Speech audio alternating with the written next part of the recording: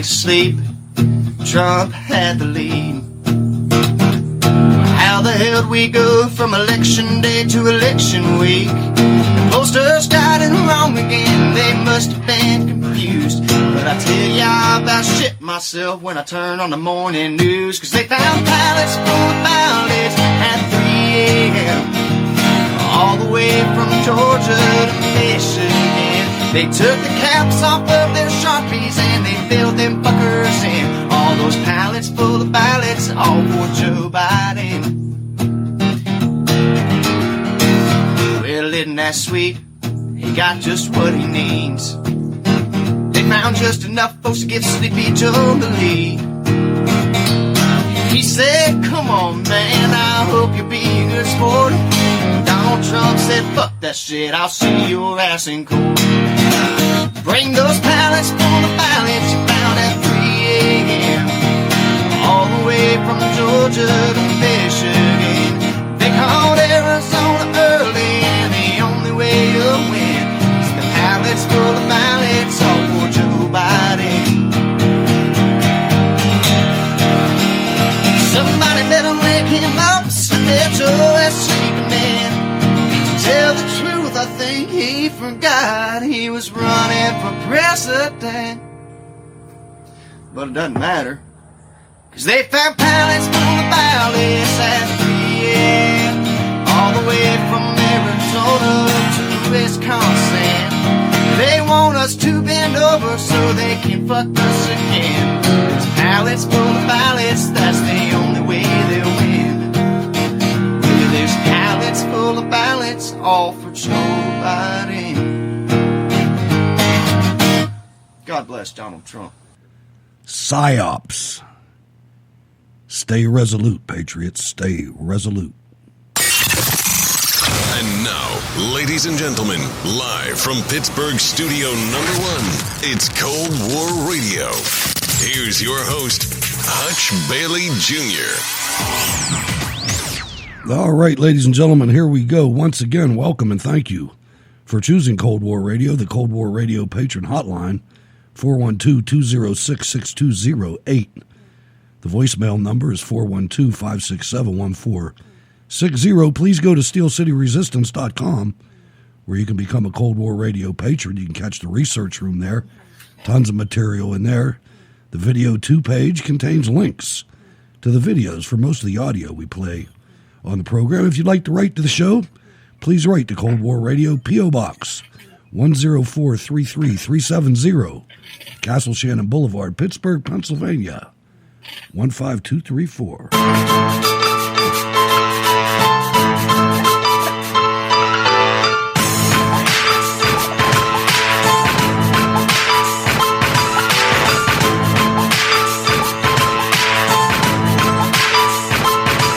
Just a quick shout out to Austin Foreman for the intro song, Pallets Full of Ballots. Sometimes you got to change it up a little bit. Let's go to the eastern end of the city of Pittsburgh and welcome Ward to the program. Hello, Ward.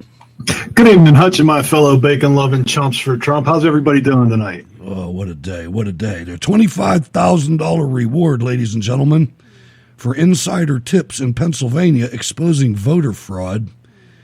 This goes to all the voter workers, the poll watchers, the letter carriers, anybody working anywhere near a post office. If you have a tip, particularly where you have firsthand evidence, documentation, or other information that we are able to corroborate, please reach out to us at 914-653-3110 on Signal or at Veritas Tips at protonmail.com, because we got to get to the bottom of this, Ward.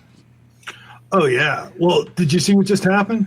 I mean, within the last 30 minutes? I saw somebody said something on Real Clear Politics. Yeah, they rescinded Pennsylvania, man. It's about so time. that drops President-elect Biden into not president-elected at all. He never was. You're not president-elect until the electoral votes are cast and counted. So exactly. this is what I said at the top of the show. This is a big psyop, folks. This is bigger than the one leading up to the election. They are trying to get you to give up. They're trying to act like we're just going to brush this under the rug and nothing happened here, and we're going to pretend that this is the president, and he's not. Here's the thing. The thing that they did in Pennsylvania, that Tom Wolf did, was completely illegal. And that's what's going to win it for Trump right there. Absolutely. Because what he did, what we did in this state is going to cause all the dominoes to fall, and we're going to get into that. Go ahead. Well, here's what happened, right? For the last year or so, Wolf's been trying to get the legislature to change the voting rules. And when the legislature wouldn't do it, he went to the Supreme Court of Pennsylvania because they're friendly to him. They're all Democrats. And he said, okay, this is what we're going to do, and we're going to extend the voting to like 5 days beyond the election day. And they said, okay. So they feel as though that's a legitimate thing that they can do. That they unconstitutional. And it's completely unconstitutional. The state Supreme Court does not have the authority to make that decision. And SCOTUS will overturn that in a New York second. So anything post-dated after the election. And here's the other thing that I was thinking about today, Hutch.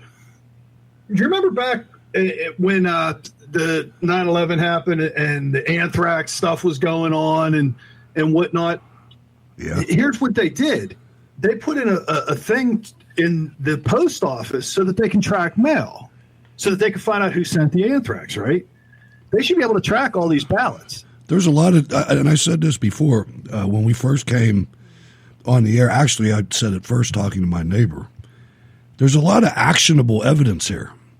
Oh, yeah. And the only thing is, this is what I meant when I said that's psyops. And none of it matters if we sit down. If we sit down, they'll go right past this. They don't give a damn about the law. Oh, no, absolutely. We have to stay in their face, and there's a rally coming up. I think it's on Saturday, Ward. It's in Washington. It's called the Million shut that down. Million MAGA March. No, what happened? Apparently, what the mayor of D.C.'s doing is saying that due to coronavirus, we're coming in. You can't come into Washington, into D.C. itself to protest. Then they'll have it in Virginia. Then if they physically close the entrance ramps and that's exactly what they would have to do, and block America's constitutional First Amendment right, they got problems. Yep. I'll tell you, this is getting past the rhetoric stage. It's getting to the point, and we're going to get into that. I want to kind of take this step by step here. The first thing I want to do is I want to address Fox News, Ward, and I want to address you guys out there. And this really is something. If we don't bankrupt Fox News, then none of the rest of this matters, man. I mean, they were so criminal in what they've done. And when I say take Fox News out, I hate to say this, but, you know, if Tucker Carlson, Mark Levin, Laura Ingraham are going to put money above character, then screw them too. They got to go too. Well, here's the problem with that. Now, think this through. Like Tucker and Laura and whatnot, they're under contract, man. So even if they would say, okay, screw you, Fox News, I'm not going to contribute to you, whatever, and they're going to bail, they can do that, but they won't be able to work in broadcasting for X number of years. So, I mean, if they're under contract, they're under contract. It's kind of like Janine. Judge Janine, they just suspended her because they don't want her going elsewhere. And that's exactly what they do to Tucker. If Tucker came out tonight and says, I'm going to have a show just on the voter fraud, they'd suspend him. I think this is a golden opportunity, though. I did something the other day. I totally took Fox off, and I went to Newsmax TV, and I went to OANN. And that's all you need. And the reason I say that, I've talked bad in the past about Newsmax, but they've upgraded. They have, I think I watched Newsmax for like 3 hours. They have other programming that's interesting.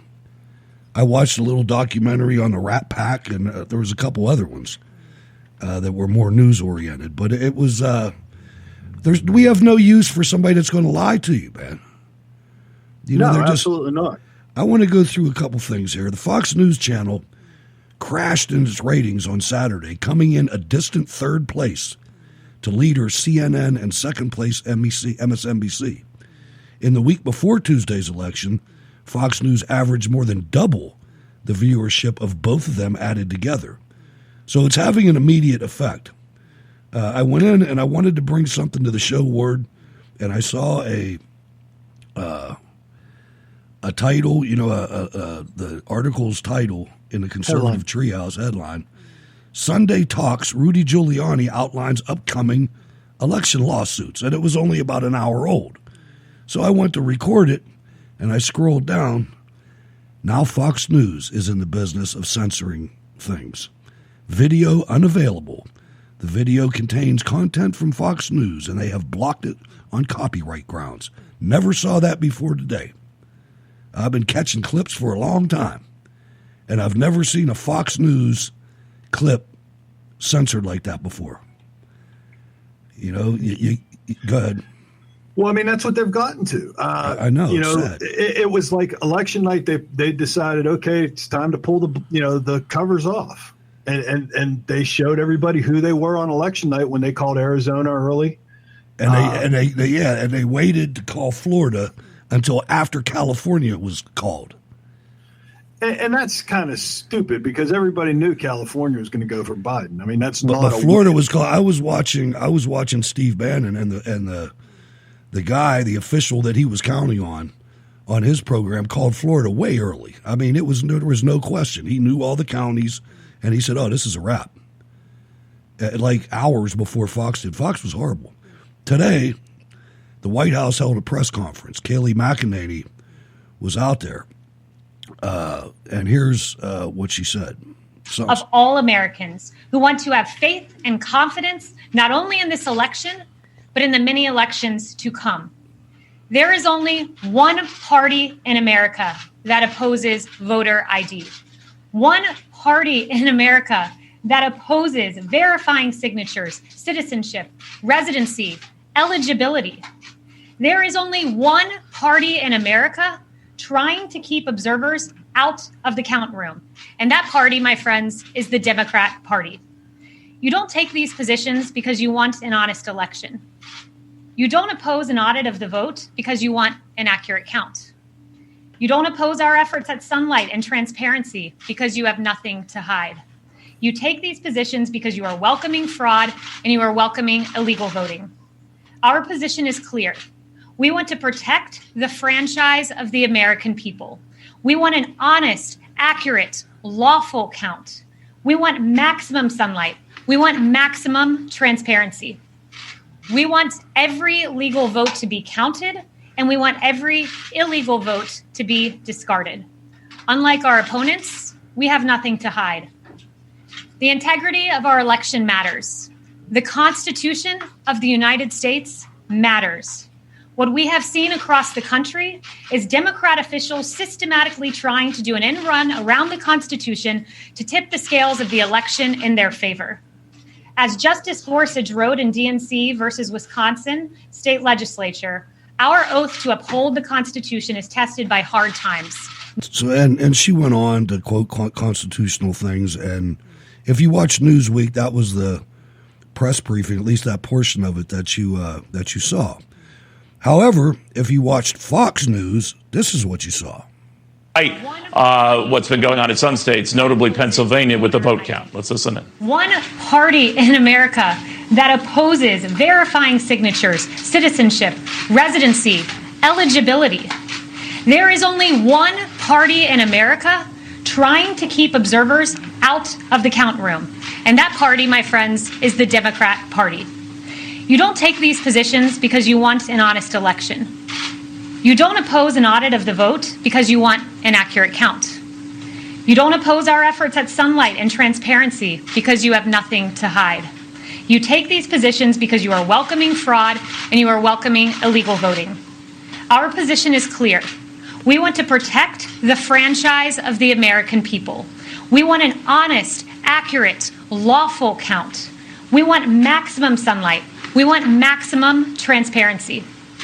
We want every legal vote to be counted, And we want every illegal vote to Whoa. I just think we have to be very clear. She's charging, the other side is welcoming fraud and welcoming illegal voting. Unless she has more details to back that up, I can't in good countenance continue showing you this. I want to make sure that maybe they do have something to back that up. But that's an explosive charge to make, that the other side is effectively rigging and cheating. If she does bring proof of that, of course, we'll take you back. So far, she has started saying right at the outset, welcoming fraud, welcoming illegal voting. Not so fast. A little more after this. Fox News, ladies and gentlemen, Fox News. I've been saying this for years, actually, but you can't deny it now. Well, they started going downhill when they hired Donna Brazile. I understood why they hired. I think they went downhill when they hired Charles Krauthammer, myself. And Stephen Hayes and Jonah Goldberg and Bill Kristol and Karl Rove. Well, they had Alan Combs. And once Alan Combs got on his own away from Hannity, he was terrible. Yeah, he was. And then he died, which was sad. But then they were like, oh, crap, we need a resident retard to be our DNC guy. So let's get Juan Williams. And he's more than happy to be the shill for the Democrats. And, President Trump's terrible, and no matter what, it doesn't matter. So then on top of that, they hired Donna Brazile. That was when I was like, that's kind of weird. We already have our resident retard for the Democrats over here. What we need another retard for? I knew something was up when they got rid of Bill O'Reilly. That was a mistake. But the whole thing... it was Roger Ailes. Right. They took Ailes out, and it's the typical smear campaign. They smeared him, got rid of him, and then as soon as Ailes left, he was Trump's buddy. Stop, yeah, at that time. So he wouldn't let them, do what they just did to him. It's ridiculous. I want to go over something here just to set the tone and to counter this PSYOPs operation a little bit. I came across an article yesterday by Jay Valentine. Wait just a minute, some very good news may be coming. Like many, I spent the last few nights waking up at 2 a.m, no reason, then looking at my phone for news, any news that might be positive for President Trump. I survived on Rush Bongino and Mark Levin. When the news continued to be ugly, I even checked in on ridiculous bloggers promising that ballots were watermarked, and DJ, our household name for a president we love, was actually launching a sting on the deep state. Enough already. Stop the madness. I have a degree in statistics, and I have some level of critical thought. If there is such pessimism in my tribe, I am not going along. So today, I started to dig into the numbers, and as I did, I fought my confirmation bias at every step. I realized that I, like millions of others, had been numbed into despondency by the overwhelming press, media, social media push to certify President-elect Biden. I put that in there so you can see how repellent it is. Hey, guys, this thing is not only not over, it's scary for Biden. I mean, really scary. And most of all, the media know it. Thus, the rush to get everyone in line with the narrative that a 78-year-old early dementia, former VP who could not draw a crowd larger than a dozen, just beat DJ in a fair election. Process that for a moment. Start with Pennsylvania. Biden, as of this writing, is at 290 electoral votes. Pennsylvania is 20. I read the Justice Alito opinion, and it is pretty clear that he wants the after-election night at 8 p.m. votes separated for a reason. Biden is going to lose at the Supreme Court, and they know it. 4 justices already said the Pennsylvania Supreme Court cannot adjust voting rules. A new arrival, Justice Barrett, says she is there to apply the rules in the Constitution. Okay, want to bet she does? Remove the after 8 p.m. ballots and Biden loses Pennsylvania, Biden 270. Let's visit Nevada. I have lots of friends in California who have condos in Nevada to evade state taxes. There are not a couple people doing this. There are tens of thousands. Everyone knows it, and California seeks them out. Our old pal Harry Reid knows it as well, and he apparently has them voting in droves in this election. Probably not a big DJ constituency.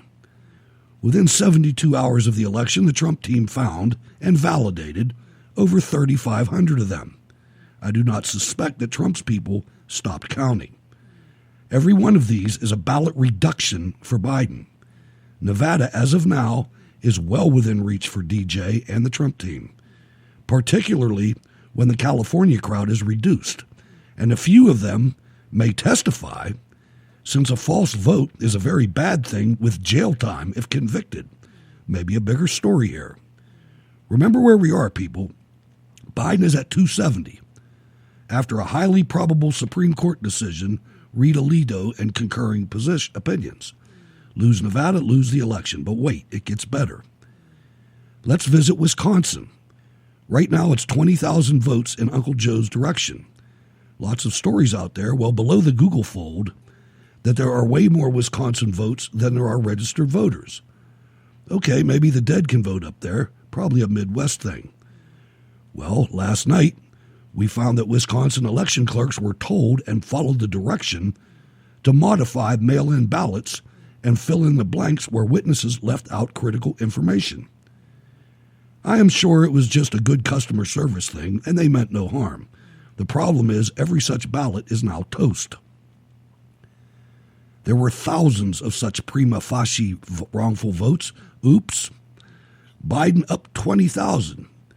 Now that number is in question. No more truckloads of votes coming in, so every ballot DJ's team eliminates gets President-elect Biden one step closer to former VP Biden, who lives in a basement. Not good here.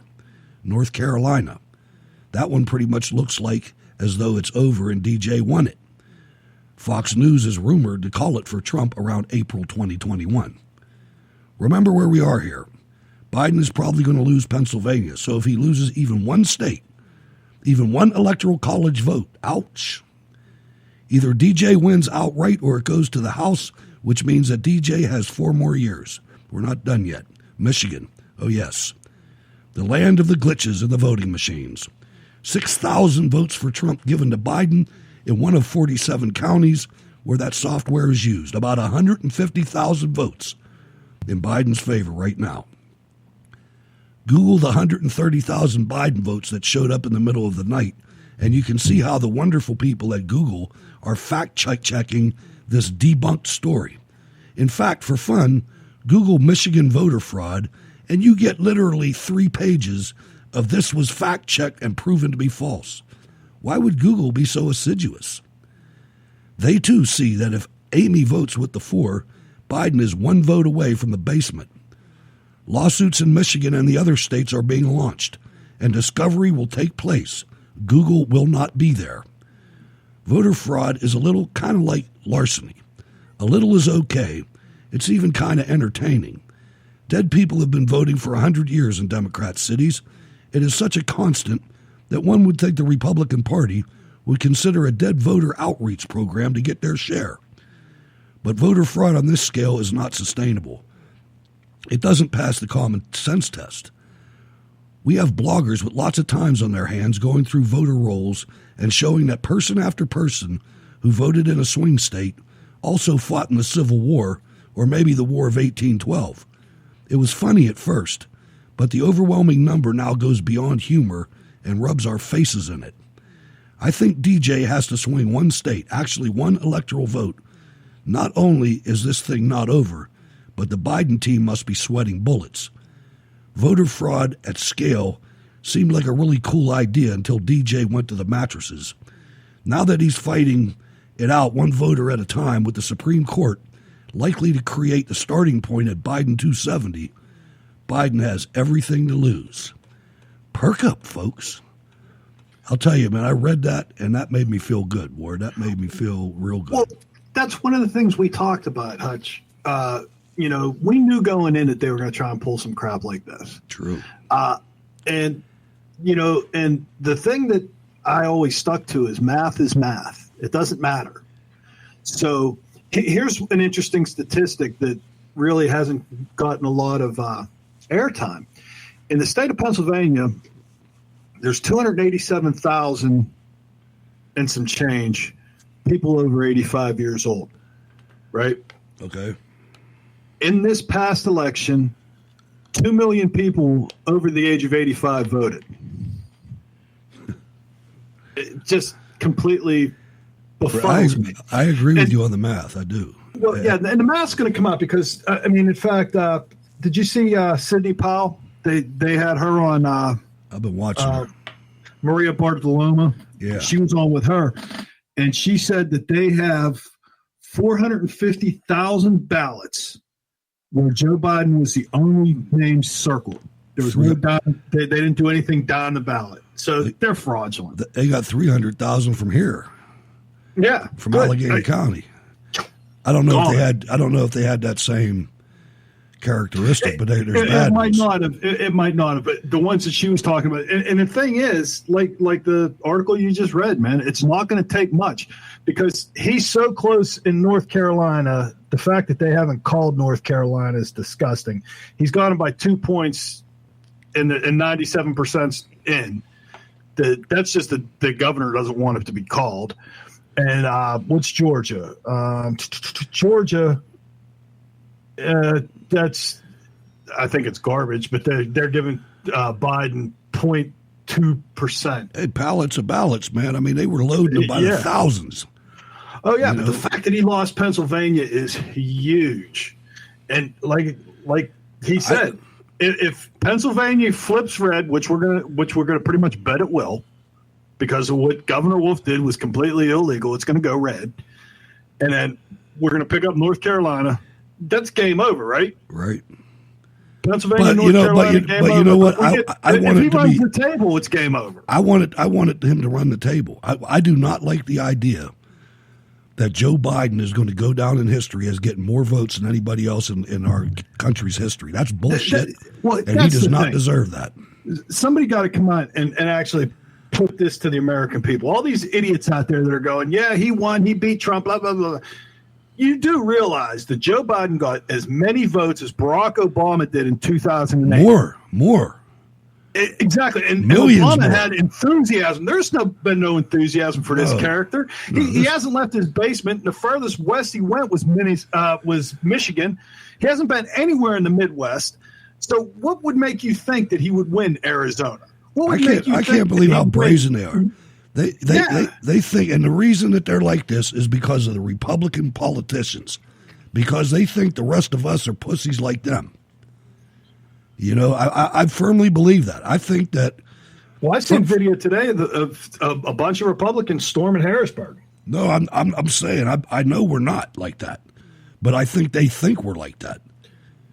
You know, I mean, they think that we're stupid, and that's the thing that really pisses me off is, okay, don't think I'm stupid. You know, if you're going to try and pull something that's kind of in the realm of possibility. You would think the Democrats would realm of possibility. You'd think the Democrats would be offended that they think they're stupid because those are the real stupid ones, the ones that are out there dancing in the street. I mean, these people are morons. Well, I forget which news organization said that they were shooting off fireworks in England for Joe Biden. It's Guy Fawkes Day. I was going to say that, but that's not true. That's a false report, and Newsmax reported that too. Newsmax. I'm like, no, that's a different holiday. Don't be stupid. It wasn't Guy Fawkes? But I mean, it wasn't for Biden. No, it was Guy Fawkes. It was Guy Fawkes. Oh, okay. I'm saying it wasn't for Biden. No, I'm like, why the hell would they do that? Well, I mean, and even Putin goes, I'm not going to say nothing. And China's not, because China, the last thing they're going to do is come in and congratulate, President-elect Biden and fawn all over him. And then once this gets reversed, Trump's like, it's me again, fellas. Yeah. All right, let's go to the phones. Ken and King George, what's on your mind? Man, what a shit show. Yeah. I mean, you already got the explicit tag, so I mean. That doesn't mean we have to wreck the show, though. That was for the intro.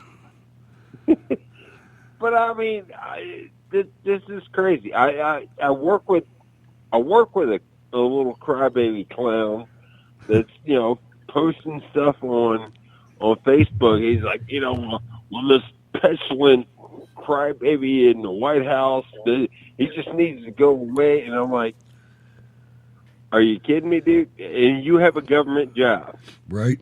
Okay, for one, if you have a government job, you're supposed to take an oath to the Constitution.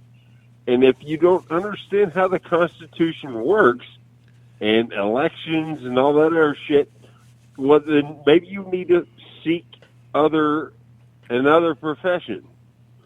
I'm just throwing that out there. No, I'm stunned. I'm stunned at the post office. I shouldn't say I'm stunned, but it needs to be fixed, man. I mean, we gotta shrink this government down. And the sad thing is, all these contractors that I worked with, we had forklift operators, the people that their contractors were willing to take the risk. Okay, we're going to move this stuff with a forklift. Hey, you're going to get your crane operator license, whatever.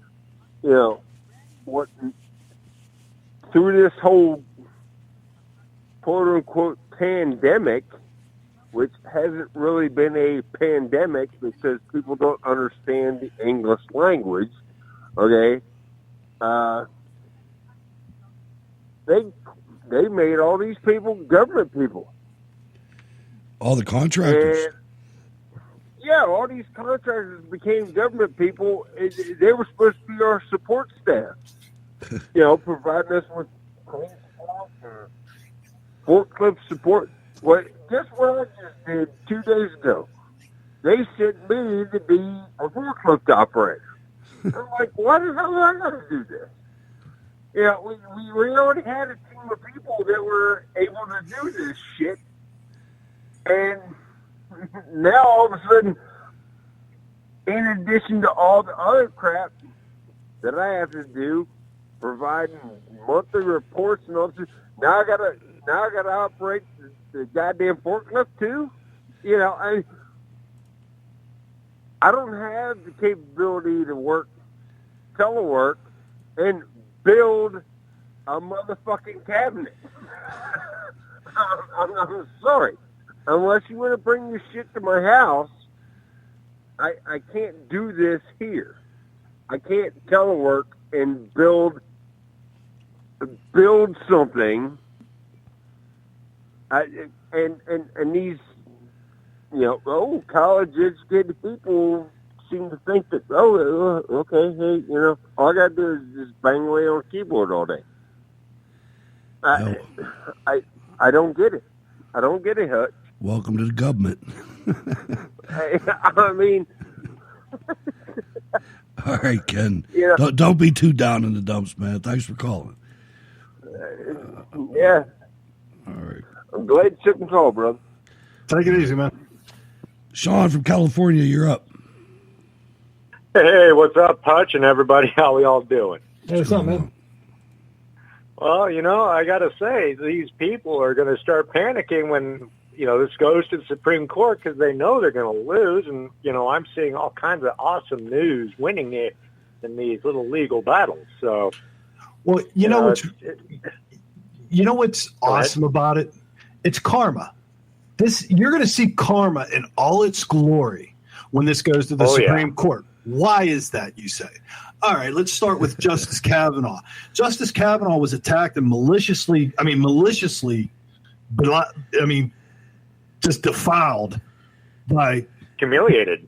Yes, exactly, by Heels Up. She did that. Then, Heels Up.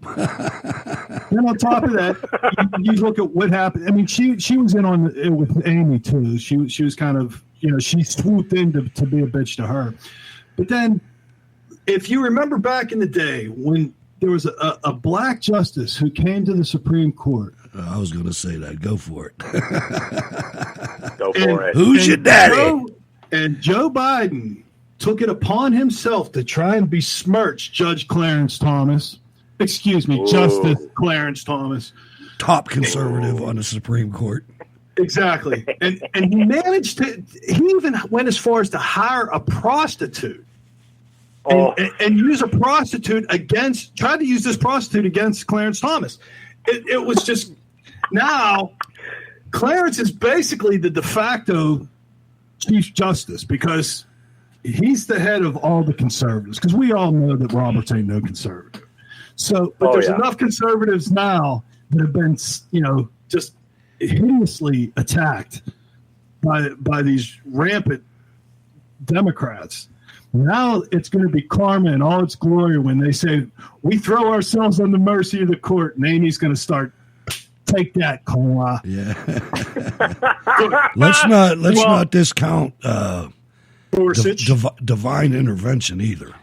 Let's remember. And then there's always Justice Alito too. But there's also Justice Alito's going to win. If I can throw in here real quick, we got to still keep up the good fight, but we got to help President Trump. Absolutely, because he's got these awesome freaking lawyers right now that are kicking tail. I don't want to be too explicit, but we have to help him donation wise. Absolutely, so donate to his campaign. Do what you got to do. What's that guy's name? Lynn. He was the lawyer for the kid from that sued CNN from that school. Lynn. I don't remember his name. I know who you're talking about. I just don't remember his name. Lynn Wood. He just signed on with Trump. Nice. Flynn's lawyer signed on with Trump. Rudy's been with Trump. Succulo. Succulo's with him. I mean, it's just, and in fact, what's his name from the House? Jim Jordan. No, Jordan, of course. No, the guy from Georgia. Vernon Jones. No. Congressman from Georgia. I know who you're talking about. Collins. He's the one down there leading the charge on the recon. He's leading the charge in one state, but you know what? The president needs to get one guy, whether it's Giuliani or whoever it is, and he needs to get one guy and put him in charge. Oh yeah, well it's going to be Giuliani. And that person needs to come out to the American people every night. And I think what I would do, I would try. I would see if it worked or not. I would put something out and say all further Trump administration communications are going to come through One American News Network or Newsmax. That would be something. And I would say, there. I would tell everybody in my cabinet, you don't go anywhere but here. We are not going to put up with these people that are trying to destroy us anymore. That would be something right there. We could have that. And then they would have to report on the report that One American News Network did, or Newsmax, or whoever it would be. Right. And they damn sure wouldn't get cut off in the middle of it. Did you see what Rudy said? I have one more thing to add, if I can. Go something ahead. Very humorous for all of us. All right, go ahead. So you got all these freaking retards out there going, oh, Joe Biden's the winner on the streets, right? And when karma hits them so hard, we all know they're going to riot and all that crap. Oh yeah, right? that's. If you remember going to the dentist, and they had this little gas, this little laughing, sleeping gas, whatever the hell it is. Nitrous oxide. Can't we deploy that on them? Yes. Can't we deploy that? Can't we just deploy that on a national level and say, oh, here you go, little babies. There you go. That would be awesome. Down, and then you scoop them all up, and then you throw them in prison. Well, you blast them with that instead of the tear gas because all the lefties make tear gas illegal. So we blast them with nitrous. They get all giggly. Then you just walk up and scoop them up. Yeah, great idea. Exactly. That's what I'm thinking. And there's no firing of any weapons whatsoever. Exactly. You just put that stuff out in the street, and then they go, and then they fall down to the ground, and then you mop them up. What was that noise again? That's all you got to do. What? How was that noise again? Oh, there you go. All right, cool. See you, Sean. Thanks for calling. See you guys. Peace out. This is getting to the point where these people are so vindictive and so just childish. I want you to listen to Governor Cuomo of New York. Now, we know that Pfizer came up with a vaccine that was 90% effective at the end of October, and they put it in cold storage until after the election so they wouldn't announce Trump will win. Right. Pfizer, ladies and gentlemen, remember that. But now it's out, and Governor Cuomo is chiming in. Vaccine is more than 90% effective in clinical trials. Let's talk about that now with New York's Governor Andrew Cuomo. Governor Cuomo, thanks for coming back again this morning. We were talking yesterday about the importance of vaccine distribution in the next 2 months. What do you make of this news? Well, it's good news, bad news, George. The good news is the Pfizer tests look good, and we'll have a vaccine shortly. The bad news is that it's about 2 months before Joe Biden takes over, and that means this administration is going to be implementing a vaccine plan. The vaccine plan is very important, and it's probably the most ambitious undertaking since COVID began. Just to put it in focus, we did 120 million COVID tests in this nation over 7 months, scrambling, doing everything we can. We now have to do 330 million vaccinations, maybe twice. My state does more testing than any state in the United States. We did 12 million tests. We have to do 20 million vaccines. And the Trump administration is rolling out the vaccination plan, and I believe it's flawed. I believe it learns nothing from the past. They're basically going to have the private providers do it, and that's going to leave out all sorts of communities that were left out the first time when COVID ravaged them. So what needs to be done that the Trump administration won't do that President-elect Biden could do? Yeah, the Biden administration, when you deny a problem the way Trump did, you can never solve it, and that's true in life. The Trump administration denied COVID, so they were never ready for it. There was no mobilization of the government. At no point did he deny that. And they're still doing the same thing. They're going to take this vaccine, and they're going to go through the private mechanism, through hospitals, through drug market chains, et cetera. That's going to be slow, and that's going to bypass the communities that we call healthcare deserts. If you don't have a Rite Aid or a CVS, then you're in trouble. And that's what happened the first time with COVID. Why do we have such a disparity in the infection rate and the mortality rate in COVID? Because some communities don't have the same access to health care. In shitholes like New York. I'm sure the Biden administration is going to address that. I think his first step saying, let's focus on the science, let's depoliticize, testing data, listen to the science is the exact opposite of Trump. But you have 2 months, and we can't let this vaccination plan go forward the way the Trump administration is designing it, because Biden can't undo it 2 months later. We'll be in the midst of it. And I've been talking to governors across the nation about that. How can we shape the Trump administration vaccine plan to fix it or stop it before it does damage? And we're in an emergency right now. We're seeing the cases rise across. I can't believe that guy, man. After all the federal taxpayers that the whole country did for his scumbag area with the most deaths in the country, and him coming on television acting like he's some kind of freaking hero, he ought to be in prison. You know what? You listen to him talk, though, and you think, Jesus Christ, Fredo's the smart one. I know it. It's How is he unbelievable. a governor? Jesus, he can't put a sentence together, and it was like he was making up words. It's like, come on. The fact that he doesn't like Trump, okay, I get that. The fact that he thinks that Biden's going to come up with anything, well, Biden's not going to matter because Biden's not going to be the president. So you just really pissed off the current president and the next president, you jackass. He's going to make New York last on the list. Absolutely. Murray, Kentucky. Let's welcome Rico. Hello, Rico. Hey, what's going on? As far as Cuomo, the governor, is concerned, he's a jackass. Pfizer happens to be filled with scientists who are trying to figure it out. And not to mention, Mr. Biden did not take away the red tape. Mr. Trump did. So it was fast, put on a fast pace to get through. And it's not going to be approved through the FDA. It's not going to get out there until it's been approved through the FDA. another group that's probably filled with some scientific minds.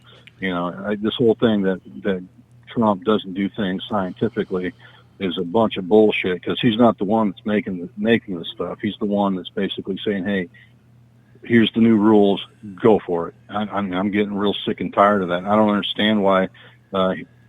Cuomo is saying what he's saying is almost as if he's saying that, well, there's no matter what Trump does, it's wrong. But Biden, the instant he does the exact same thing Trump does, it's right. I mean, it's really, really ridiculous. Well, Biden's not going to, like I said, Biden's not going to do anything. He's come out and said that his first act is going to be to reverse all of Trump's executive orders. And let's take credit for it, though. He will. You watch me. He's already trying to do that. Yeah, well, Obama tried to take credit for the massive GDP we've had for the entire Trump administration, and it's like, you're the one who said that we won't see over 1.5 without a magic wand, and President Trump said, "Abracadabra, bitch."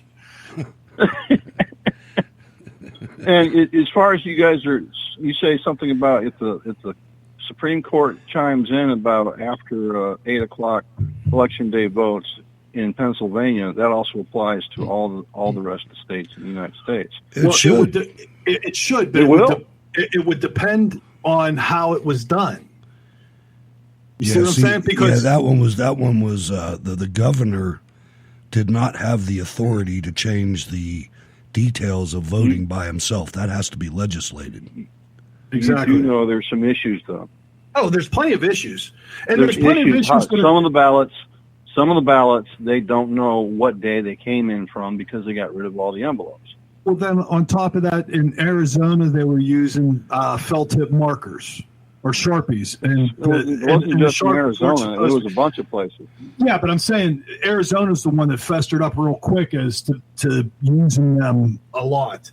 So, I mean, yeah, so a lot of that kind of stuff, too, is going to come into play where people are going to go, hey, what's going on? And that's going to end up in the Supreme Court, and the Supreme Court's going to go, okay, anything after 8 o'clock in Pennsylvania, anything that came in after 8 o'clock on election night is invalid, except for absentee ballots, period. Mm-hmm. Well, also, I would like to see the source code of the election counting software, not the actual code that they use. I don't care if it's in J++ or C++. I would love to take a look at that stuff to see where that glitch is. I think right there is the key to the whole thing. Let's look at the code. Now, this machine that's in use by all these states, including every swing state, about 30 actually. It's called Dominion. Yeah, you know what? I just saw a thing about that. It says, and it was a quote on Twitter. It said, "Would anyone like to know the relationship between Dominion voting systems and George Soros, or is it just me?" No, he's in there. It's not just him though. It's Nancy Pelosi. Oh, Pelosi. It's Dianne Feinstein. Uh-huh. They all got who this. Who asked the question? Who asked? Lynn Wood. Who? Oh, Wood. Yeah. Lynn Wood. Listen, you want to talk about just sheer in your face arrogance? Let me give you the definition to the word dominion. Domain, law, supreme authority, sovereignty. Think about that, folks. This is a RICO case. This is a RICO case if there ever was one, and I'll tell you why. Because notice that the only shenanigans that occurred in 5 swing states. Every other Democrat and Republican-led state was able to do everything they had to do, and Republicans outperformed everywhere except for after midnight in the 5 swing states. That's not a coincidence. It's not a coincidence. And if they can prove that there was coordination between those 5 states, you could see the Democrat Party get taken down, at least their leadership, just like the Gambinos, man. You know what I'm seeing, though? And Giuliani's on the case. I'm seeing a Nuremberg style trial going on in the United States on the Democratic Party. There has to be. That has to be. That has to be a part of this. If we go through this, if we go through this, and the only thing happens is that Trump gets reelected, then we're screwed. Because I mean, there's 1,000 people that have to go to jail here. There was more something than that, probably.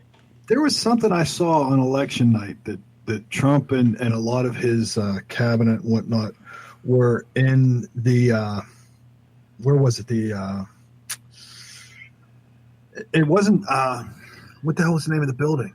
It wasn't the Eisenhower building, right? And I'm like, why would they be there? And somebody said, well, there was a skiff in there. Why were they huddled around in a skiff on election night? Just something to think about. I don't know. You know, also in Georgia, remember, Georgia has not called it yet, right? Nope. And the reason why they're not calling it has nothing to do with Trump. It has everything to do with those 2 senator races. They're going to try to steal those too. You watch. Yeah, I know, and they're going to lose. We're going to win those seats. It's over now. They the clouds. Yeah, but now people are watching, Rico. Now it's over.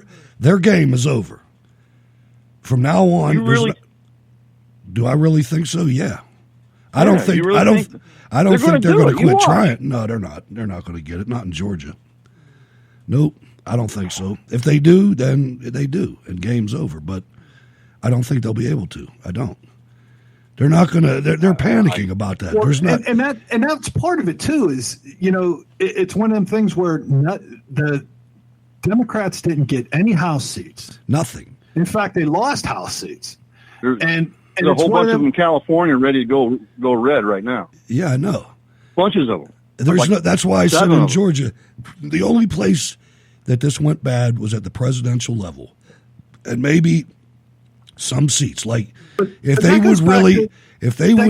would get rid of all the votes that were illegal in Allegheny County, Sean Parnell will win his seat. Because when I went to bed, he was kicking ass, and Trump was ahead 700,000. Yeah, that's too many, man. You can't. They're going to get caught. That's too damn many. You can't get. Oh, one last thing before I go, though. I have talked to Democratic followers who basically, I asked them a question.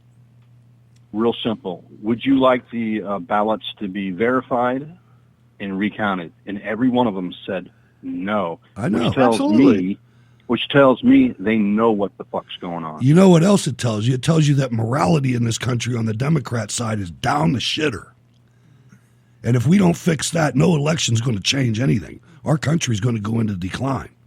If we don't get some parents, and so on. If we don't get some parents out there doing the right thing,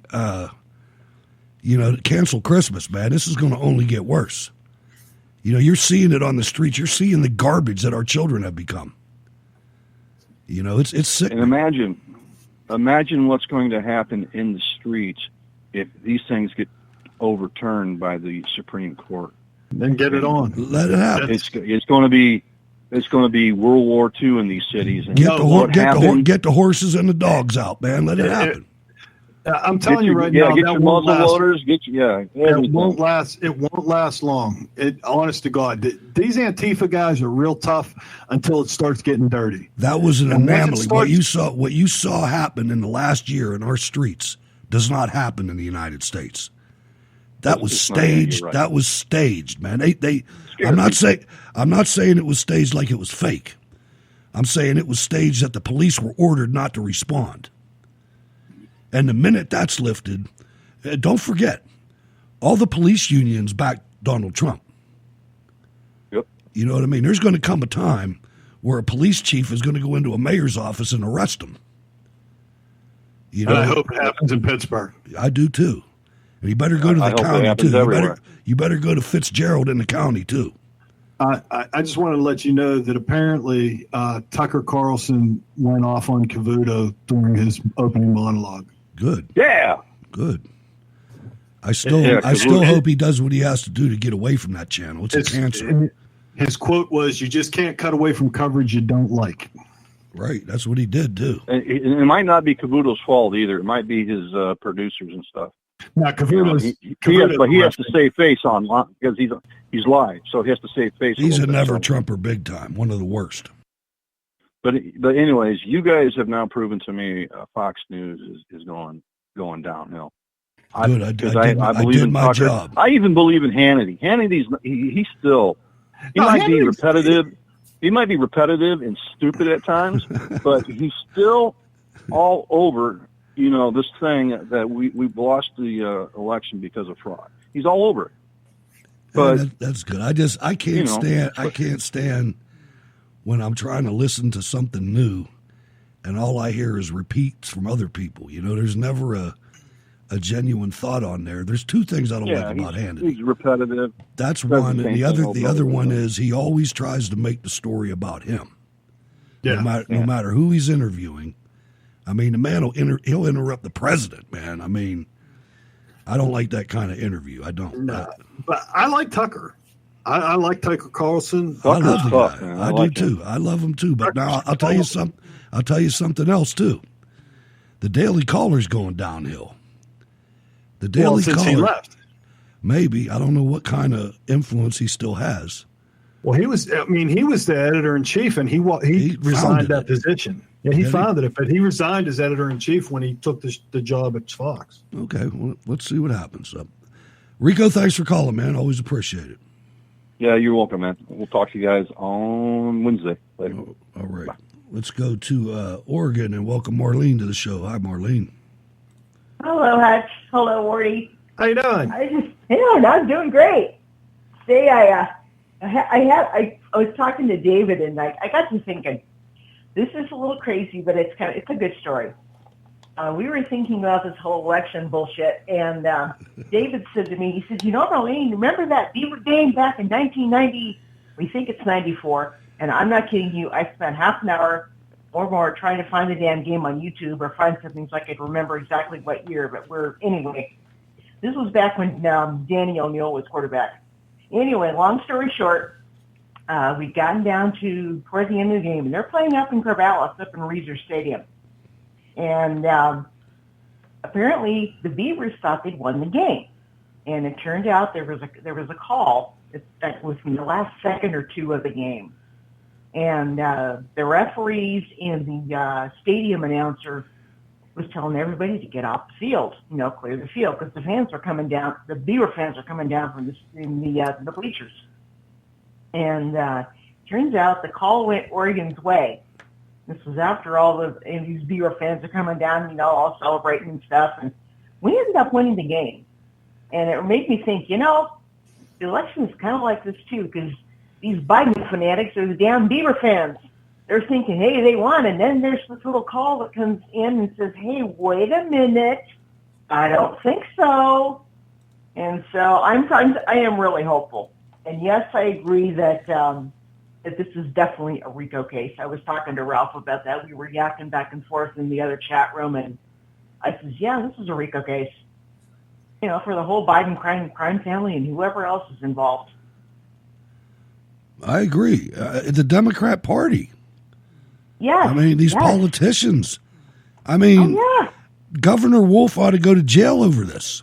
Absolutely. Really. And ought to go to jail, too. This is federal stuff, man. Wolf, yes. This is federal, man. Well, as far as that goes, Wolf should go to jail for that, and Cuomo should go to jail for manslaughter for all the people he killed in New York City. That's what I'm Wolf doesn't go to jail for the same thing. Mm-hmm. Wolf should he should get double indemnity, one for treason, killing for the treason. And his trans-testicle freaking medical boss. Absolutely, hang him too. He pulled his mom out of the damn nursing home before they sent all the people there. Yep, I know. I remember that. Well, I'll tell you, the New York Post, doing some good work, but AG Barr authorizes DOJ probe of allegations of voting irregularities in 2020. This came out right before the show. It's the first time I've heard anything other than Barr saying that federal investigators were able to go into count rooms armed. Don't know if any of them have. But listen to the first paragraph. Attorney General Bill Barr has authorized a Justice Department probe of allegations of voting irregularities. Here's the money shot. Despite little evidence of voting fraud in the 2020 election, a report said Monday. How could you say that? Because it's a quote from the Associated Press. Okay. AP's the one who said that. All right, there you go. But it's I have a good feeling. I do. But the thing is that we have to stay engaged. We have to stay engaged. If we sit down, if we stop making noise, if nobody shows up at the Million MAGA March on Saturday, they'll just blow this away. I know it. I've seen it. You have too, Ward. We've seen it. Oh, yeah. So Hillary Clinton's still walking around, man. Mm-hmm. Eric Holder is still a free man. So is Loretta Lynch and Bill Clinton. I think that once this election's done and Trump doesn't have to run anymore, the gloves come off and it's going to just be ugly. He's going to fundamentally dismember the Democratic Party by the time he's done. I'll tell you what, we need that. We need that right now. We need a drastic effort short of a civil war. We don't want a civil war. If a civil war comes, somebody's going to invade us. If a civil war comes, it's going to get out of control real quick. And it's not going to end the way everybody thinks it's going to end. You know what I mean? We need to handle this. We need to stay in the fight and make sure that the truth comes out and justice is served. And again, I'll reiterate, people have to go to prison, and I mean people in the media too. I agree. This was an effort that was forced on us. The stuff that you hear these people say now, they're gloating. They're idiots. They're idiots. They think they've got this. Well, no, here's the problem. They keep and that's why there was 30 former Republicans who sent Trump a letter telling him to concede. Yeah. The reason that they're doing that is because if he concedes and goes, okay, I give up, voting stops. Yeah. But as soon as he says, no, screw that. He's not going to concede. Trump, it's Trump, man. He's not going to concede. He's not going to concede. In fact, his campaign manager come out and said, concede's not even in our vocabulary. No, he's going to put it to him. No, exactly. And the thing is, with Pennsylvania flipping, like I said right before the show, or, not being called, it hasn't flipped, but it's going to flip. Because, like we said, there's all the votes that came in after 8 o'clock. Every one of those is illegal. So as soon as they do that, because Trump was up massively in Pennsylvania. 700,000 votes before I went to sleep. Exactly. So I thought if nothing else, he's going to win Pennsylvania. He's going to win Pennsylvania. And then we watched it the next couple days. We watched it. It was just like Virginia. So many times. They paused the vote. They paused the count so they could determine how many they needed. Once they determined how many they needed. Now think about this. If you count every citizen in Pittsburgh, it's 330,000 people. 330,000 people. 700,000 votes had to be manufactured. Do you realize how many ballots each individual involved in that effort had to fill out? Mm-hmm. Forensic investigators are going to see things that are the exact same on different ballots. Well, plus, they were so damn lazy and they had to do it so fast that they didn't have time to fill in anybody else. Well, did you watch Rudy's press conference in Philadelphia? I did. He made some very interesting points. He said that Joe Lewis, who is dead 5 years now, Joe Frazier. He voted for Joe Biden. Joe Frazier. Yeah, excuse me. Oh, that's right. He died Will 5 Smith's years father, ago. who died 10 years ago, he also voted for Joe Biden. Well, they're going to bring all that up. And now the president has started rallies again. Yeah, he's going to rally in the... That's a Trump move there. That is awesome. Wait till you see how many people come to that son of a bitch. Because Saturday could be crazy. Saturday could be nuts. I don't know. I mean, I agree with that too. I think, they should fill them all up. They should try. Hopefully the city stays out of it. That's the nation's capital, man. I hope the Capitol Police comes in and nullifies that. But can you imagine? Do you know how many people potentially could be at that mall? It could be more than ever before. Because 70 million people are pissed off right now. That doesn't happen very often. To be on the same page. Yeah, no kidding. I'm thinking more than the number of people that were at the what was it when Martin Luther King was there speaking? More than that? Yeah, I know. It could be easily. That would be cool. And there's definitely more fire now than there was for whatever Beck did that had all those people there. I forget what it was now. 9/12 or something, 9/12 or whatever it was. Yeah. You know, where there was just about as many people. They could fill it up. There's no question. There could be easily 1 million people there. I can see that. I hope so. I could. I hope so. Me too. All right, Marlene. Thanks for calling. One more thing real quick. I know I got to make it short, but just echoing the whole thing about Fox News. You probably saw it in the American Thinker. They were talking about how Judge Janine was, they took her off because she's supporting Trump, and she wanted to talk about the fraud. And then I got an email from the people that put together Gab, and they were even saying something about, I don't know how really true this is, but it kind of shocked me. Something about Laura Ingraham saying that Trump should concede. But I don't want to say that's a fact because I'm not sure. But I read that and I went, "What the hell was that?" No. I'm not sure, but it sounded. Maybe she did say it. I'm not buying the conceded. I'm not saying that she didn't say that. I have no idea whether. I'm not buying the conceding. No hell. She might say no that. Way. She might have said that. She might have said. I could say it. I don't buy it. Megyn Kelly thinks that there's not enough evidence to go forward. Oh, Megyn can shove it in her pie hole. And I heard that. I heard that on Newsmax. Okay. But still, I don't take much credence in Megyn Kelly. She's on my don't watch list. I thought she was coming around, and she was just giving her opinion. A little bit. She was just giving her opinion. I mean, she was still pro-Trump, I think. Oh yeah. But the thing is, there's nobody who's ever been anywhere near this president or who's followed Donald Trump at any point in his life has any idea that he will concede. Right. He don't give up. He's not going to concede, Ward. He won't. No. Wayne Allen Root, who is a self-made millionaire, wrote a piece today. I saw it on Whatfinger, and it basically outlines Trump's rules. And he talked about how he's been watching President Trump since he was a freshman in college, and Trump was like 30.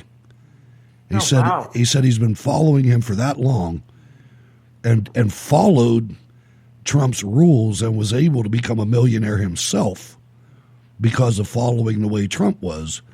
And he was basically saying, man, this guy ain't giving up. First of all, he's not going to give up.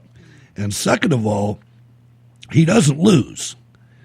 And if he did end up losing the election, he's still not going to lose. He'll turn that into something better. You know, he'll create a network or something. And he's still going to burn the Democratic Party down. You're damn Skippy. You're right. Exactly. And that's what needs to happen.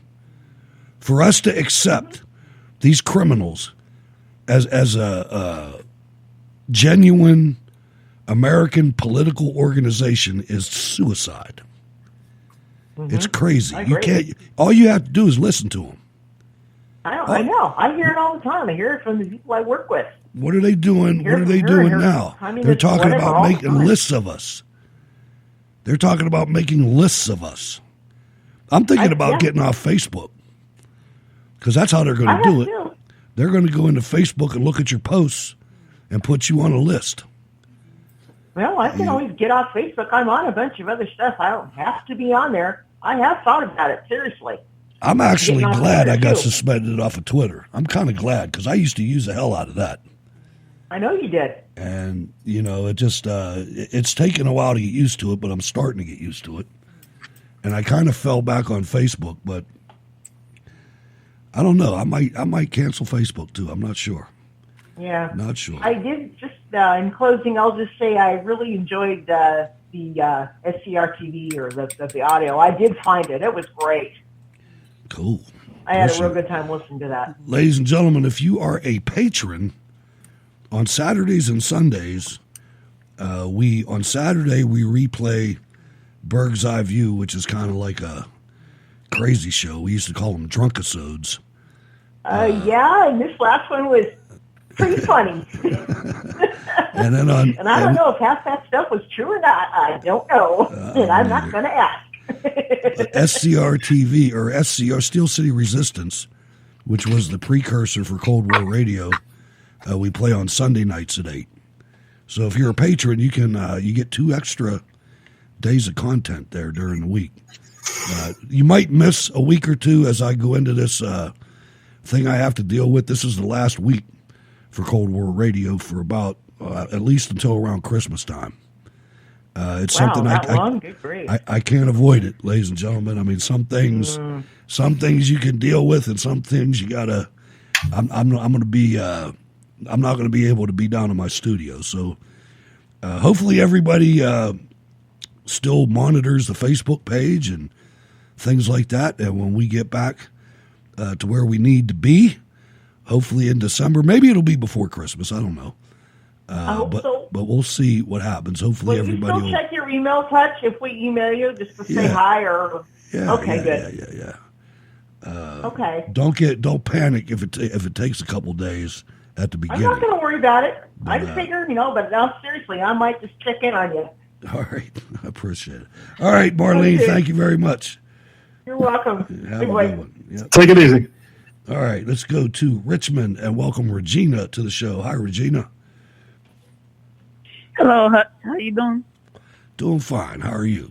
How you doing, Woody? How's it going, man? Doing good. I just called to give you some interesting situation. Uh-oh. I'm just having a good...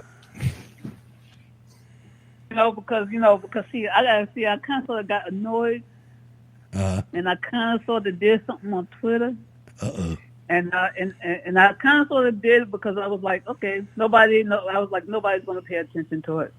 And apparently I did it, and there's an organization that works in Virginia for the voting situation. Apparently they were disturbed too about the situation. So apparently they've been looking into it. What's the situation? About the voting here in Virginia. Did you end up in Twitter jail, Regina? Huh? Did you end up in Twitter jail? Oh no, no. See, Twitter only messes with me when I retweet somebody and I add something and I say yes or either put the prayer or something like that. Then they snag me. But other than that, I'll be retweeting everybody else. So it kind of sort of irritates Twitter because Twitter don't know how to, I guess, algorithm. Algorithm. They don't know how to do that. Yeah, they don't know how to do that with me because I kind of sort of go on Twitter and I do the reading and I do the retweeting. Sometimes I answer, sometimes I don't answer, and then I do a whole lot of changing of I guess usernames. I do a lot of changing of the usernames, so that freaks them out because they. So I kind of sort of messes with Twitter. They haven't figured that part out yet. So. What do you think about overall? What do you think about Twitter and Facebook and Google and YouTube overall and their contribution to our national discourse? Oh yeah, they doing good though. But see, the trick is that a lot of people have accounts in almost all the locations. Just like Marlene was talking about Gab. I tried to get on there, and Cloud Hub, they apparently shut down the whole site, and I got rid of pretty much everybody. So that's gone. So I've been on with Parler and I'm on with Parler, but I can't figure out how to, like with Twitter, I used to have TweetDeck, which I could show 5 or 6 columns of different filtered results that I created myself. Okay, yeah. Parler hasn't gotten that far yet. No, I wish they would. If they do, if they do, it would help them a lot. You know what? I actually think that you can actually contact them. I mean, they're really open, and you can send them a thing and say, hey, you know what? This would be a great idea. They might say, hey, yeah, we'll put somebody on that. Or, nobody's ever even brought that to us. Oh, yeah, because Dan Bongino today on his videos, he says that he's taking responsibility for the issues that's going on with Twitter. He said with Parler, they've been having a lot of glitches and stuff like that, and they're still working on it. 24/7. He said they were still working on it. Well, I think the problem is you got a whole lot of people that got mad about what Twitter was doing, and they bailed, and they all went to Parler. And I think Parler right now is just overloaded, and it'll straighten out. I mean, Twitter used to do that. Yeah. If you remember way back in the day, they used to have the fail whale where it just too many people got on at the same time, and it just couldn't keep up. Oh, yeah, we were on Twitter from the beginning, man, me and you. Yeah, and I think it's the same thing with Parler. I think they just need a little bit of time to get up to speed with, how many people they're putting on, Yeah, because Dan Bongino's he's got a stakeholder in Rumble, too. That's the video. That's the video one. Yeah, I looked at that. It looks pretty good. So listen to this, talking about Facebook and Twitter. Boy, these people are stupid. Democrat Party worker and Detroit resident brags on Facebook. I work for Wayne County, Michigan, and I threw out every Trump ballot I saw, tens of thousands of them, and so did all my coworkers. Keel Foxton has 3 Facebook accounts. He lists Detroit, Michigan as his home on Facebook, and wait for it, lists the Democratic Party as his employer on his Facebook page. That's the kind of stuff that's going to get Trump elected right there. You want to hear a good one? I put up a video of Joe Biden saying, we've put together the most extensive voter fraud system in history. Him saying that. Mm-hmm. Right? How many days did you get for it? I didn't get no days, but they put a tag on it that said this is false because he misspoke. Right. So wait a second. Hold on a second. Did he say it? Yes. I mean, whether he misspoke or not, did those words come out of his mouth? Yes, they did. So then why is what I posted false? Because he did say that. Whether he didn't mean to say that or they told his dementia-rattled mind that they were going to commit this massive voter fraud and don't tell anybody, Joe. Okay, where's the camera at? You're going to commit the most extensive voter fraud in history. Mm-hmm. Well, that's what I mean. That's what I mean about our morality. Now, you know, and I know, and the American people know that truth doesn't mean shit to the media. No, doesn't mean a can of a pile of beans. Not at all. Well, that's why they were like, everybody should get, they had mittens out there saying everybody needs to get in lockstep and fall behind President-elect Biden, and you need to just shut up and get in line. And it's like, whoa there, mittens. I don't know who you think you're talking to. And I'd like to audit your bank account, by the way. I want to audit your bank account and see how much Chinese stink is on your money. Well, that's the rest of part of the story for Virginia. Apparently, this organization is going to try to somehow get Virginia to be audited. Okay. I don't know if they're going to be have it done in time, or be able to have it done. Well, let me ask you guys both a question, because one thing that's been bothering me immensely. Where is the Attorney General? Why hasn't he come on television? We're on day 6. of this? I think with Barr, the problem with Barr is that Barr realized that he got himself snagged, and he just don't know it. Well, that's what I think. I mean, now you saw the president fired the Secretary of Defense today. Oh yeah, he fired him, and that's long overdue. And that's well within his purview. And I want to know why the hell Christopher Wray still has a job. Yeah. See what I think. This is what I'm speculating on about what's going on. What I'm thinking is that what Trump is doing is he's using what he has to get the people that he needs to get in order to stay in office. Get them all out, because it's kind of sort of a web almost. Oh, it's definitely. It's not almost. It's not called the deep state for nothing. Yeah, he needs Barr in there to get rid of his attorneys, his DOJ attorneys, and he needs some of those DOJ attorneys to get rid of some of the other DOJ attorneys and stuff like that. If you understand what I'm getting at, he's using the bad guys against the bad guys. I think the same thing. I think the same paradigm that's in effect with the looters in the street being able to continue without any involvement of the Fed. I think it's the same. It's the same reason, maybe, that he's.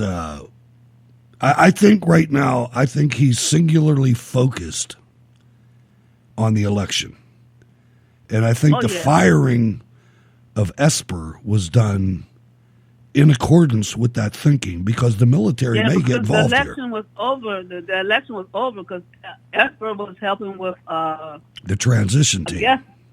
Yes. No, he was helping with the and he with the cyber and stuff. He was also maybe him not personally, but his deputies were assisting the Biden transition team. But I got a really good story for you. Stay on, Regina. I want to hear your reaction to it. This is one of the best stories. This is Trump, man, right here. This is Trump. I got to see if I can find, before I do this, let me just play around here and see if it's possible for me to quickly find a clip here. That's under Keeper Clips. I don't know if I'm going to be able to find it or not, but we're going to give it a shot here because it would really be awesome to have a flashback before I get into this. So let me just look real quick here. This won't take very long, and I'll know if I don't have it. I don't. All right, I do, but I just can't find it here. Anyway, the Trump administration refused to play dress up with the Biden-Kamala campaign. The Federal Government General Service Administration, GSA, has declined to provide funding to the Biden campaign's transition team as President Donald Trump contests the results of the 2020 election. An ascertainment has not yet been made. GSA and its administrator will continue to abide by and fulfill all requirements under the law, GSA spokeswoman Pamela Pennington said in a Sunday statement.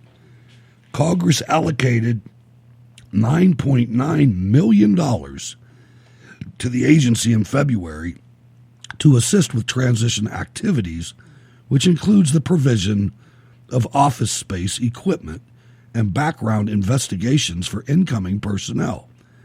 The agency historically moves within a day of the election, which took place on November 3rd this year. And I think one of the biggest draws to President Trump is that he doesn't give a damn about the agency historically moving. You know, he's like, no, we're not. That's $10 million. first of all, that's too much money, but everything in Washington's big like that, I guess. Mm-hmm. Mm-hmm. I thought that was a great story, man. I thought, slap him down, man. Yeah, he's gonna keep a handle on that because Biden don't need that money, don't need no space, don't need nothing.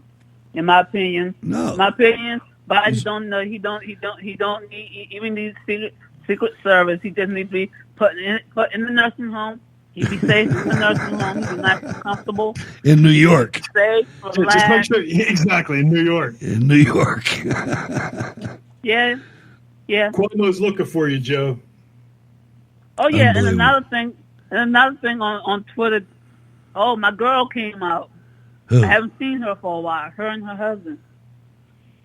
She came out and she threw down the gauntlet on Twitter. Who, Borelli? She told AOC to bring it on. Who we talking about here? Doreen Borelli. Borelli, okay. All right. I know her. Oh, I've met her. I don't know her. I've met them. I've met that couple. Yeah, she gave a lovely video speech on Twiher. She told AOC to bring it on. AOC's talking about quitting. No, that too, but yeah, because they won't go far enough left for her. Oh, get this! She's got a hit list. I know. That's what I said earlier. I'm sure we're on it. Mm-hmm. I'm okay. And that's why, that's why Doreen got on. That's why Doreen made the video. I still have my Trump signs in my yard. I don't care. My neighbor has his flag up. Mm-hmm. Said he's not taking it down. He's going to be the president. You know, I have two neighbors on either side of me. Well, one's catty corner, and the other's right next to me. Mm-hmm. That were both Democrats their whole lives, as was I until I was 30. Not my whole life, half of my life.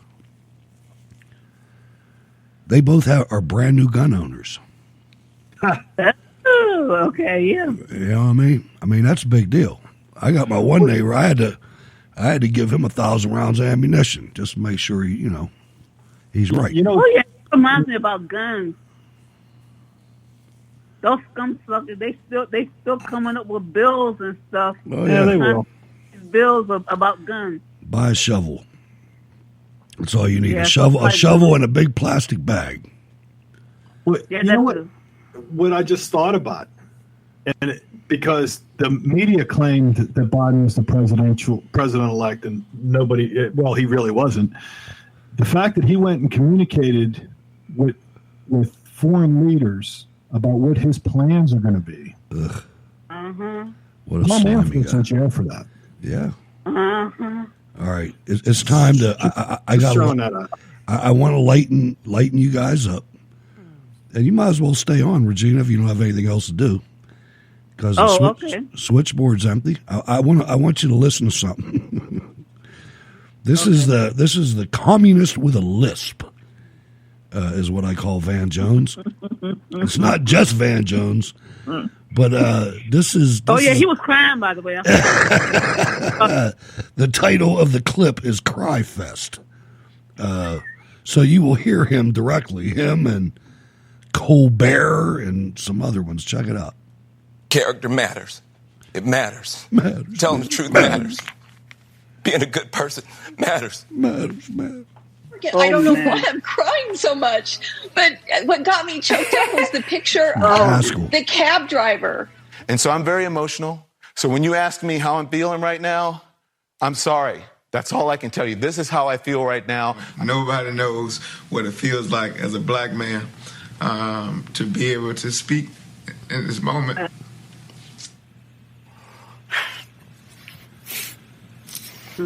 That was Colbert. I missed something. What was the moment? If you're an immigrant, you don't have to worry if the president's going to be happier to have babies snatched away or send dreamers. I don't have to put gas in my car anymore. I don't have to pay my mortgage. For no reason. So I started crying again when I heard the bell from Paris. I keep crying. I'm going to cry now. Go away from me. You're going to make me cry. We don't care who you are. We don't care if you voted for us or not.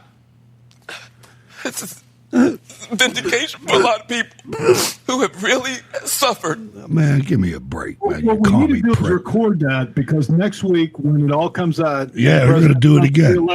Play it back and say, now you can cry. Oh, yeah. Those the memers are going to have a field day with all that. Oh, wait a minute, ladies and gentlemen. The president-elect, according to the media of the United States. I'll lead an effective strategy to mobilize true international effort to pressure.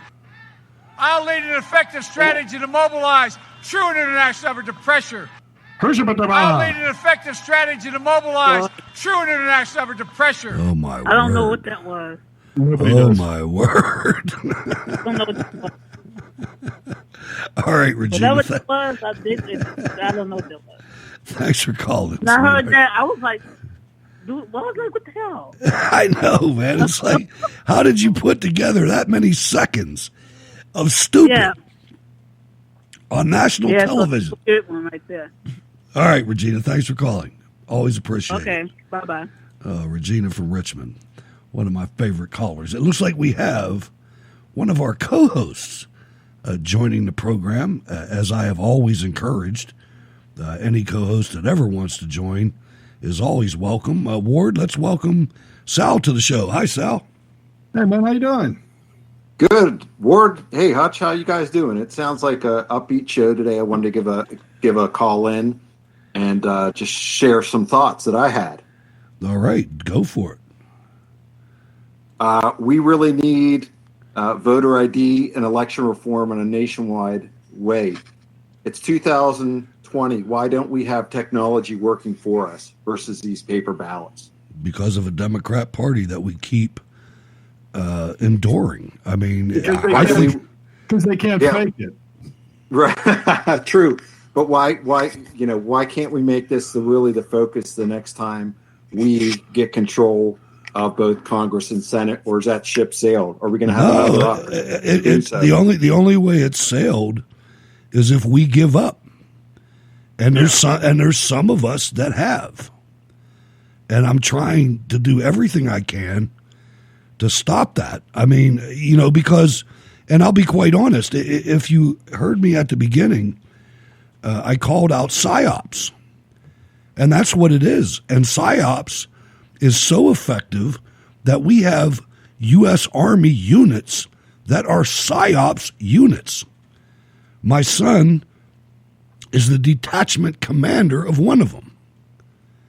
And I know that when I start feeling depressed and dejected and ready to give up, I know that shit's working.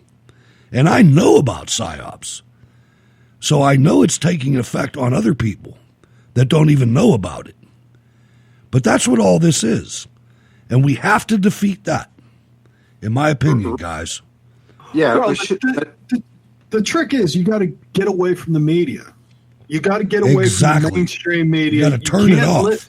You cannot listen to CBS, NBC, because that's exactly what they're going to do. And you add to that, not just the presidential election, you add the COVID thing, where all they're trying to do is scare you. There was 1,000 people that got COVID last week, and now how many have died? Well, none. But there's been 1,000 people that got it. You realize you're reporting on people getting a cold. Yeah, but there's 1,000 of them. Right. That's what it is. Now let me go back. Let me go back and read the first couple lines of the article I read by Jay Valentine. Like many, I spent the last few nights waking up at 2:03 a.m. No reason. Then looking at my phone for news, any news that might be positive for President Trump. I survived on Rush Bongino and Mark Levin.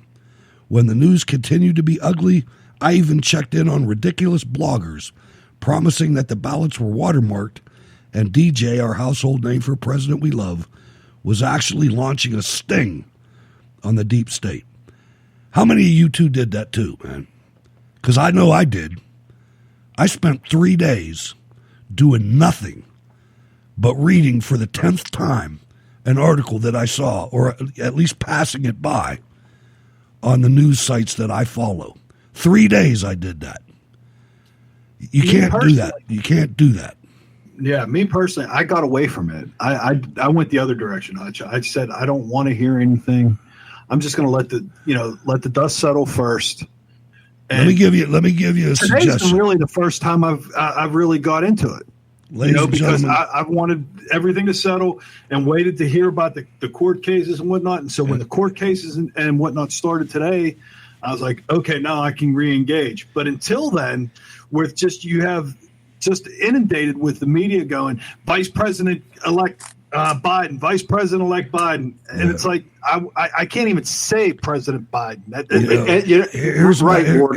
The reality of this too, sorry, Hutch, the reality of this too is he is not the president yet. No votes have been certified. We're not there yet. No. Exactly. He's not only not the president, he's not the president-elect. That's after the Electoral College delegates vote and it's counted.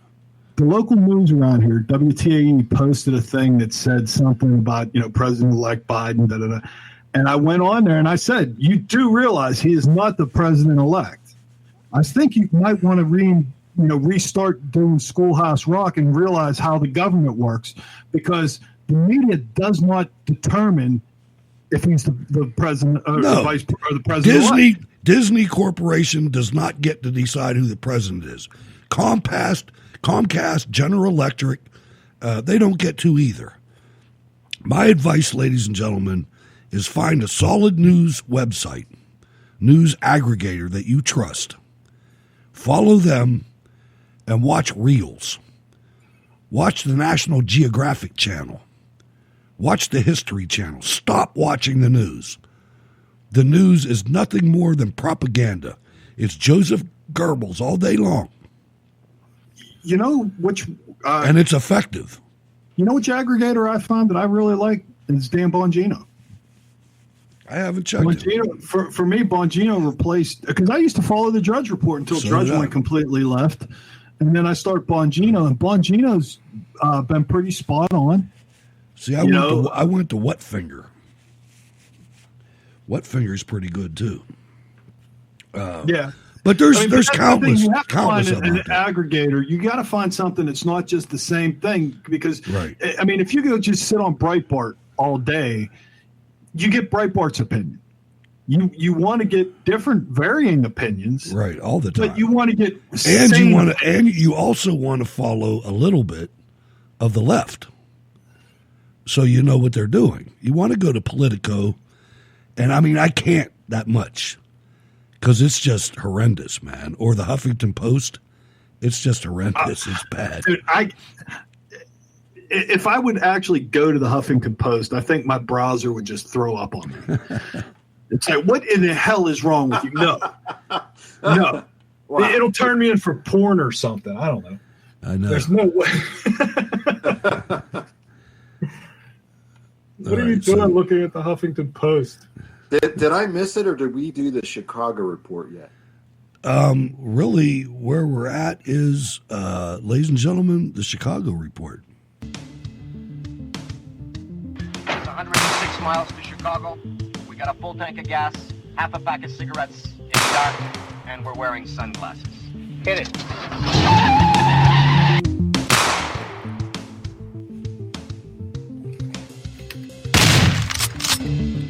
It's the Chicago report with Ward Miller. Yay!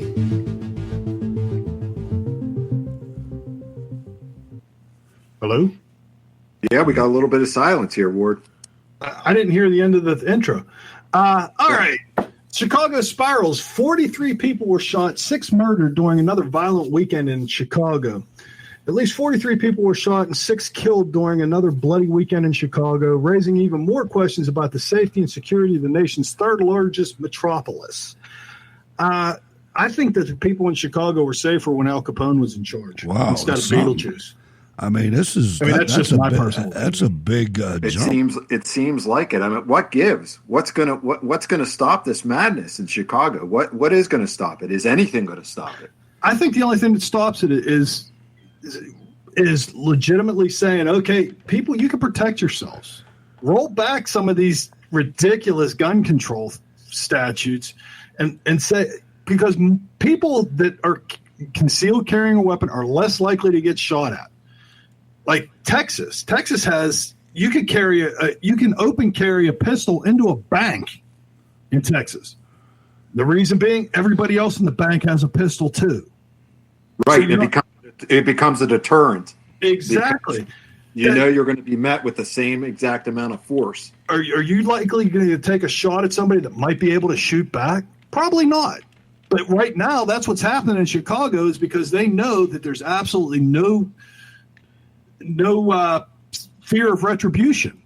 Nobody's going to be shooting back at me because guns are illegal, and the only guys that got the guns are the bad guys. The only thing about Chicago that's a little bit it just doesn't the stop. reason I am just appalled. It just seems like they've accepted it. It seems like they are resigned to be accepting the facts that this is a daily occurrence and there's not much we can do.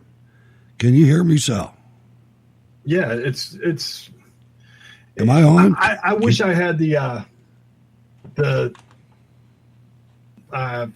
ability. I have my mic muted. That's why I couldn't get my point across. No, the sad part about Chicago is you're never going to stop that, because that's not normal citizens shooting and killing each other. That's drug dealers, man. It's not because of the mayor. It's because it is because of the mayor, but it's because of all the drug dealers. Well, you know what the answer is, right? Right, Ward and Hutch? You got to legalize. Ward answered it. That's I'm being facetious here and a little bit joking. We have to legalize drugs, right? That's the next sure. thing. Well, that's what Oregon Then it'll all go away, right? That's what they do in Oregon. Yeah, it'll be gone. We should ask Marlene about that when she was on. You know, the thing they is, just made all kinds of stuff legal out there. You can go out there and shoot heroin and do cocaine and all kinds of stuff. freaking meth, man, and it's legal. And It's shrooms, ridiculous. you get some mushrooms and all that, just get ridiculous.